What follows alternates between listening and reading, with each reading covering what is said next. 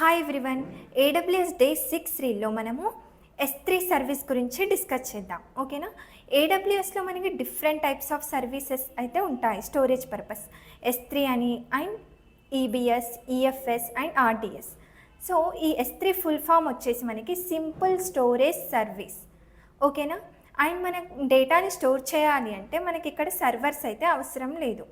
మనం డేటాని in the form of బకెట్స్లో మనము స్టోర్ చేయొచ్చు ఈ S3 సర్వీస్లో. ఫర్ ఎగ్జాంపుల్ ఇప్పుడు నాకు 10 MB ఫైల్ ఉంది.